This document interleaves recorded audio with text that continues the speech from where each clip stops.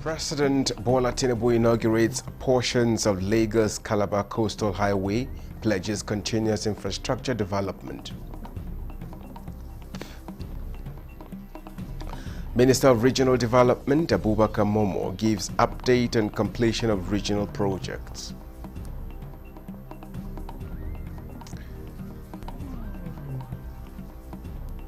And Kano State Government announces cash donation to families of dead athletes and officials.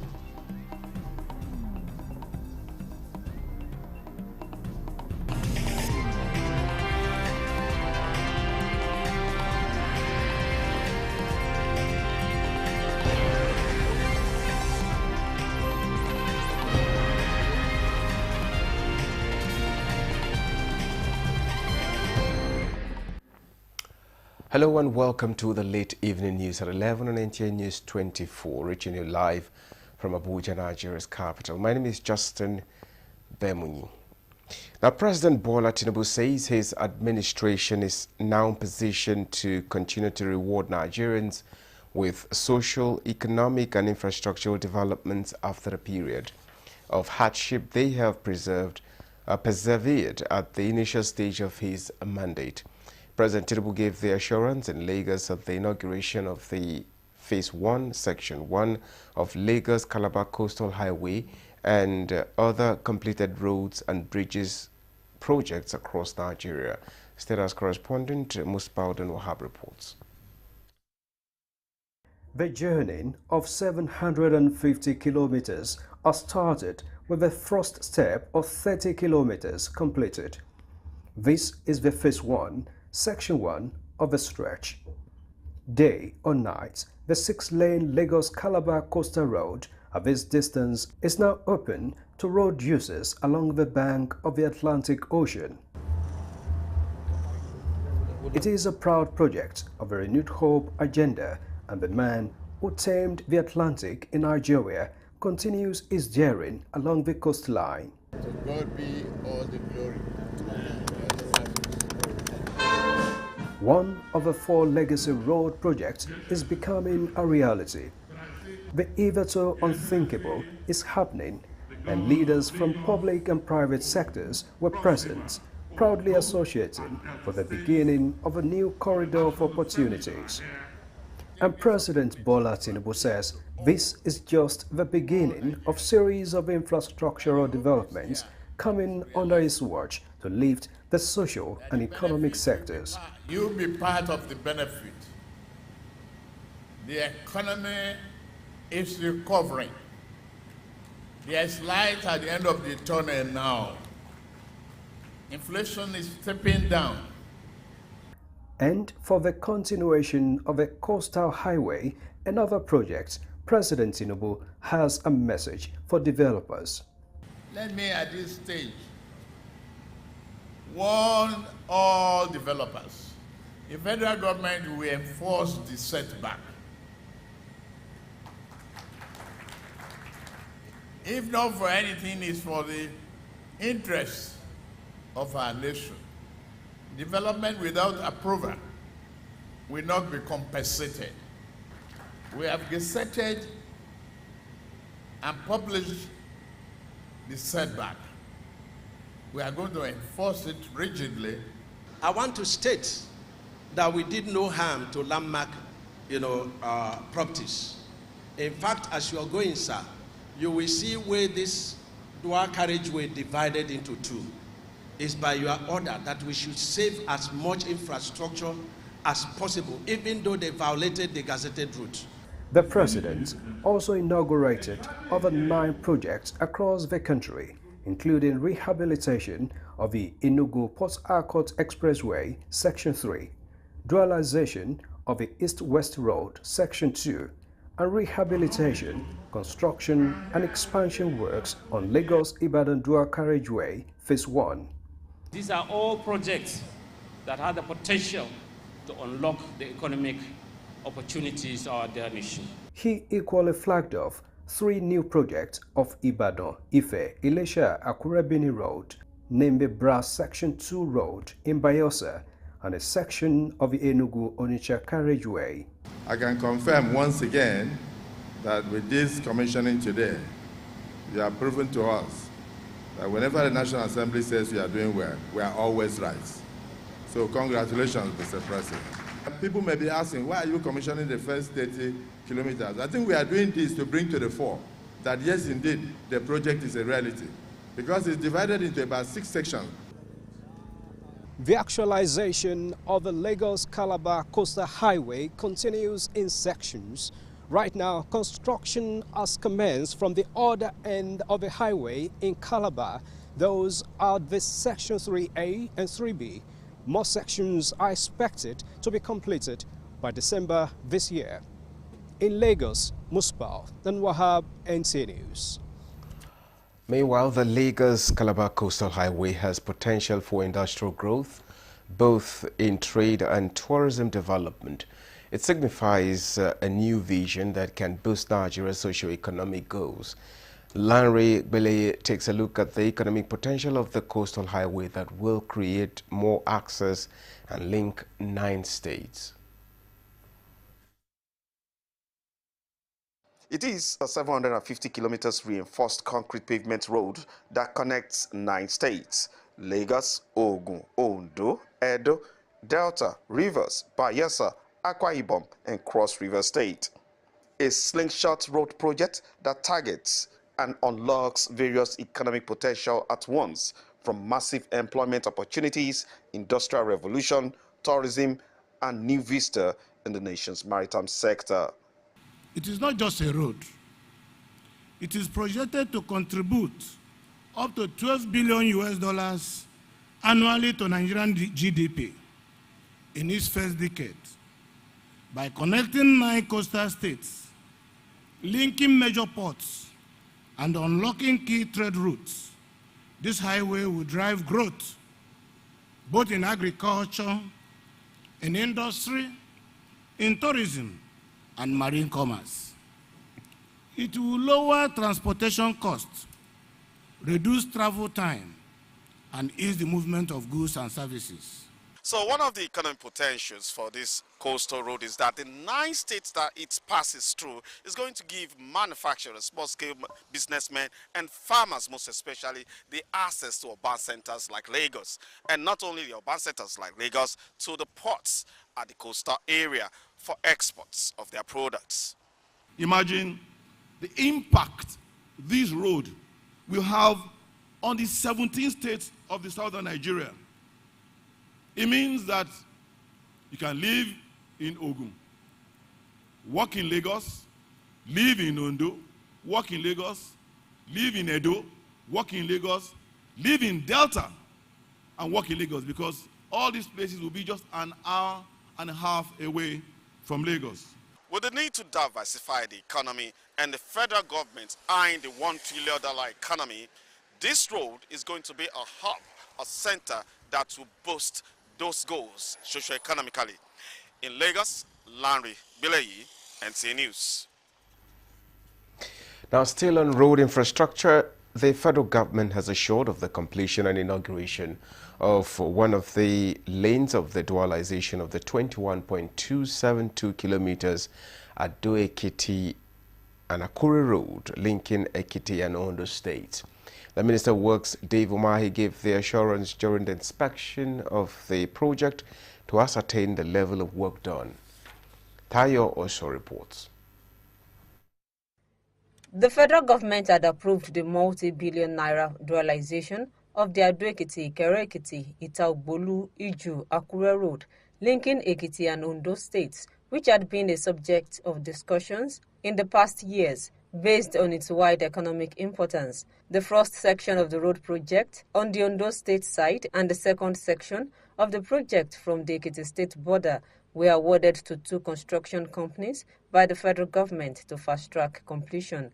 To ascertain the level and quality of work being carried out by the contractors in meeting the deadline for delivery, the Minister of Works, Dave Umahi, represented by the Permanent Secretary in the Ministry, Funsho Adebiyi, observed that the ongoing project is being done to specification and assured road users of the determination to ensure quality job is delivered.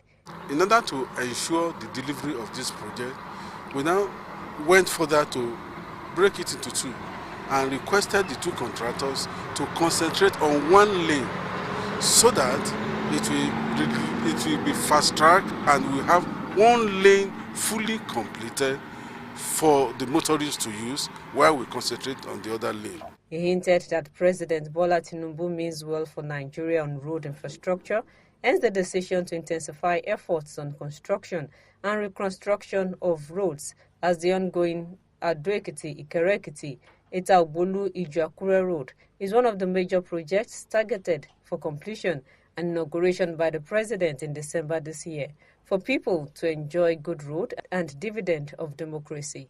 In Ado-Ekiti, Tayo Osho, NTA News.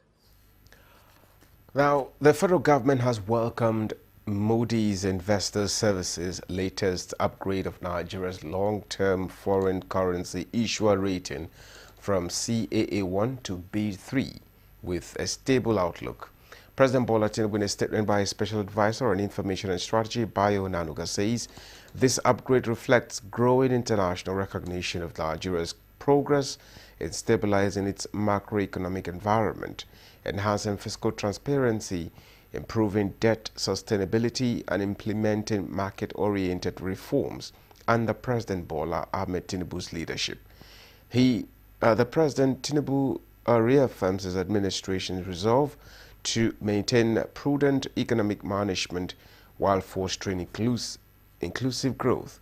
The President equally emphasizes that the upgrade is expected to enhance Nigeria's access to international capital markets, reduce borrowing costs, and attract foreign direct investment, further accelerating economic revitalization and job creation. President Bola Tinubu has activated all relevant agencies to provide succor.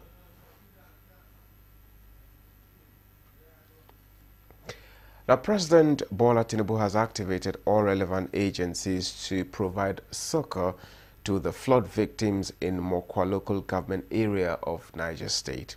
The Minister of Information and National Orientation, Mohammed Idris, who led the federal government delegation to pay a condolence visit to Niger State government in Mina, says the President also directed National Orientation Agency to commence immediate sensitization of the people. Salih Abdullah Ikwana reports.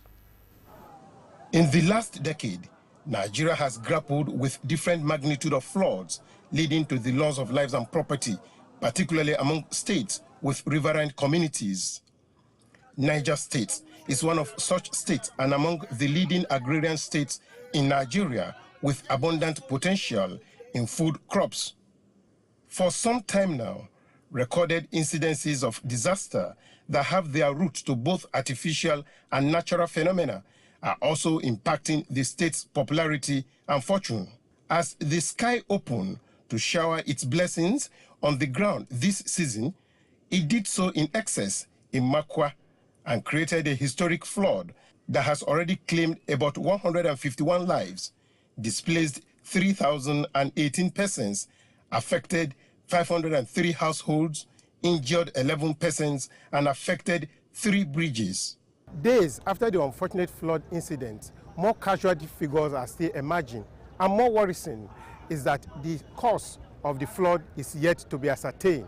The government spokesman led the federal government delegation on a sympathy visit to the people and government of Niger State and assured the victims of government total support.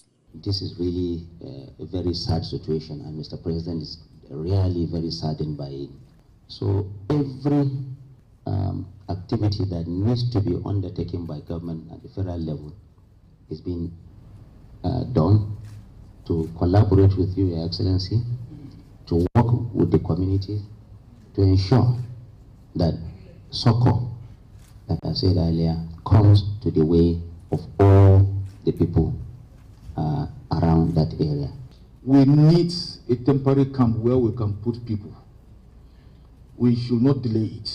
So they can create camps for them, and with what support we can give to displaced communities, because they become displaced communities, so that we can see where we can meet their needs. They all agreed that collaboration among the tiers of government and its relevant agencies will be strengthened in dealing with unforeseen emergencies like the current one in Makwa, in Mina, the Niger State capital. Salihu Abdullahi Gwanara, NTA News. Meanwhile, Nigeria's First Lady Oluremi Tinubu expresses heartfelt condolences and sympathy to Niger State Governor Mohammed Umar Bago and the people of the state affected by flooding incident, which occurred between Wednesday 28th and Thursday 29th of May 2025 in Mokwa, Tifin Maza and Anguan Hausawa communities. In a condolence message, the First Lady describes the flooding which led to loss of lives and properties as saddening. She prays that Almighty God gives the families, friends and loved ones of those affected the fortitude to bear this irreplaceable loss and grants their departed souls eternal peace and rest. You're watching the news at 11 on NTA News 24. More stories when we're back from this break. To stay with us. At NTA Television College Jos, you will dive into exhilarating hands that will fuel your passion in education and propel your career to new heights. We don't just teach, we craft the next generation of media leaders. Explore our diverse offering, understanding the personnel matters and issues in the public service basic development communication, financial reporting under IPSAS and interpretation of public sector accounting standard IPSAS, audit, internal check and control management, video camera maintenance, new technologies, optics, fiber, IP technologies, automation, storage management, and wireless technology. Challenges and opportunities in the secretarial profession in the digital age. Digital marketing, basic drama, online reporting, understanding the provisions of the revised public service, audio engineering operations and maintenance, camera operations, and intermediate drama. Mark your calendar. The second quarter of 2025 is your launch pad. This is your moment to seize the future. Announcer Management. This is NTA News 24. Now, the Kano State government has announced a donation of 1 million naira to each of the families of 22 of the Kano State contingents who lost their lives on their way home from the just concluded National Sports Festival held in Abeokuta, Ogun State.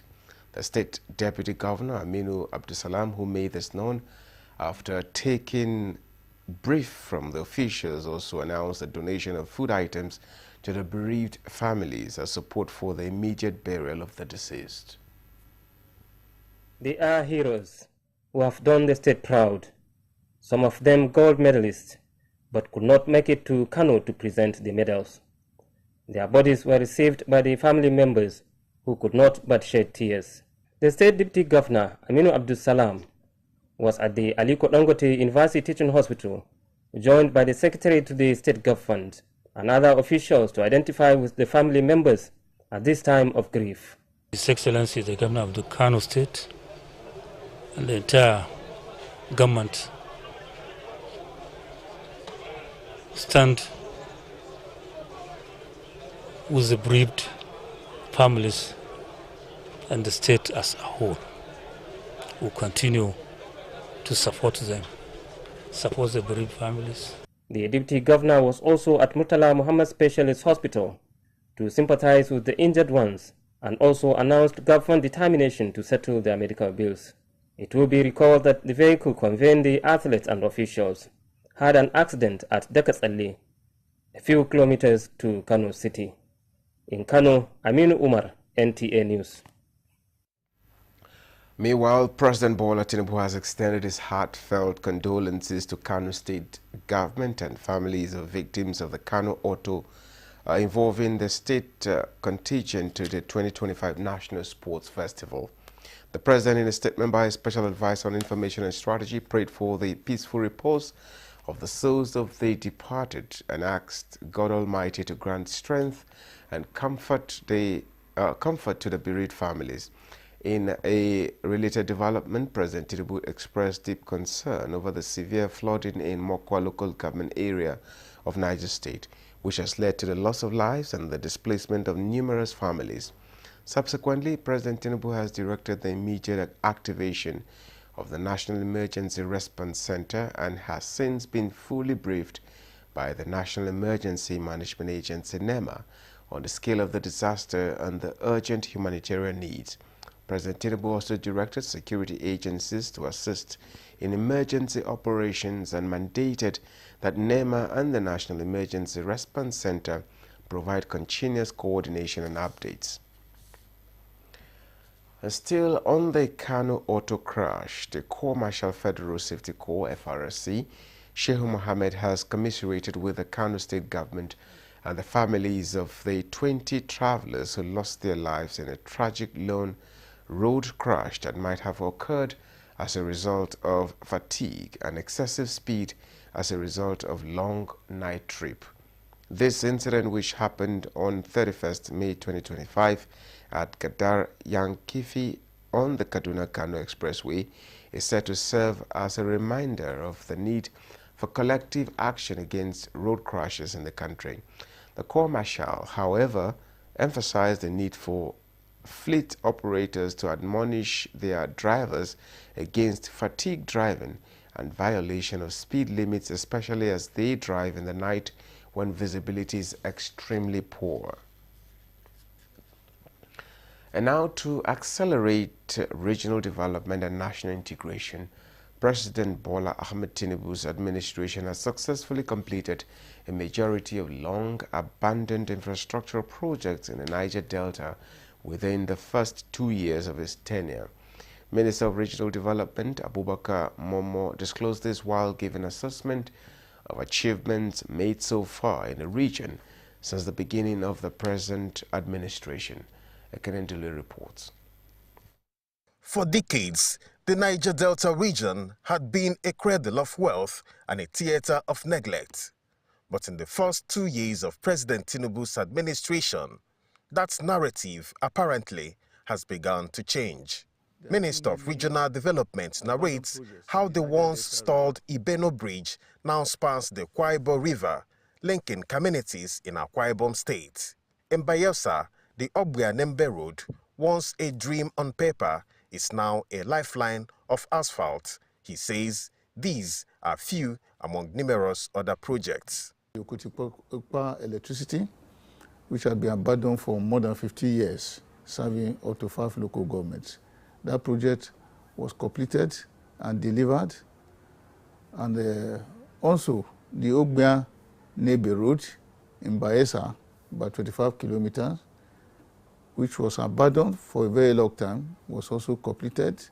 Abubakar Momo noted that the peace witnessed in the Niger Delta region today is as a result of numerous empowerment programs for the people of the region. Most of the communities have been solarized, both by the NDDC and the ministry, a number of solar light projects. And of course, from there, they call Operation Light Up the Niger Delta, where, as I'm talking to you, as at February, we had about 104,000 solar lights that have been constructed and completed by the Niger Delta. With the coming up of regional development commissions for other regions, projects will be equitably distributed and perceived imbalances addressed, the minister says.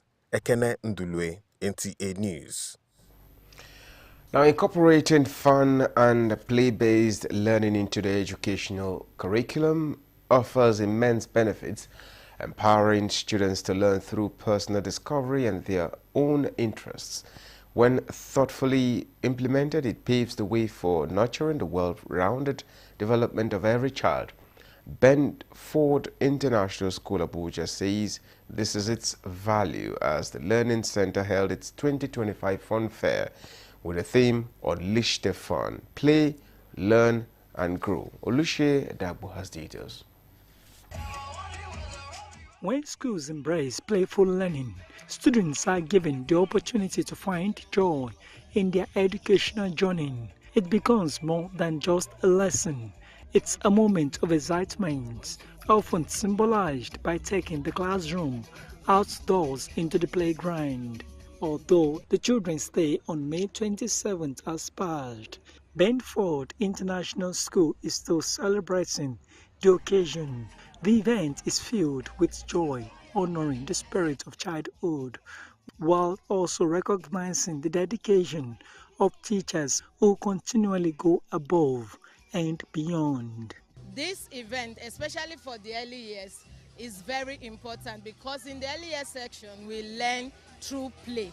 Part of the content of the curriculum actually have the elements that have to do with play, have to do with fun, to incorporate learning into that. So to balance the academic also, the play have to come in.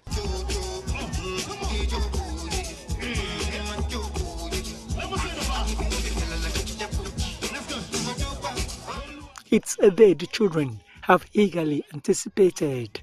I participated, I jumped on the bouncy castle. It's a really memorable day, and to show that all children here are important. As a social prefect, I feel like we'll gain more social interactions and social activities here, you know, getting together with both the early years and the primary. We didn't expect this, but to see that they actually love us and care about us, it makes us very happy to see that all of this was put together for us. The school's leadership emphasizes that its activities are strongly rooted in parental involvement. The Benford Family Forum, an initiative launched by the school, encourages parents to stay engaged in their children's education, both at school and at home, fostering a learning environment beyond the classroom. It doesn't matter their designation, it doesn't matter whether they're Christian, they're Muslim, all children matter, and all authorities, all government must do is invest in education, invest in their children, because they're the future of Nigeria. A kid as young as 3, when they were coming in, said, "Oh my God, this is awesome!" They love it. So definitely it's impacting in them positively. They are happy. Capturing these joyful moments gives students the priceless gift of memories. Though the effort may seem small, it makes a lasting impact, helping the children to feel connected and creating experiences that will stay with them for years to come. In Abuja, Olusheye Adiagbo, NTA News. And this is where the late evening news ends. Thank you so much for your time. My name is Justin Bemu. You do have a wonderful night rest.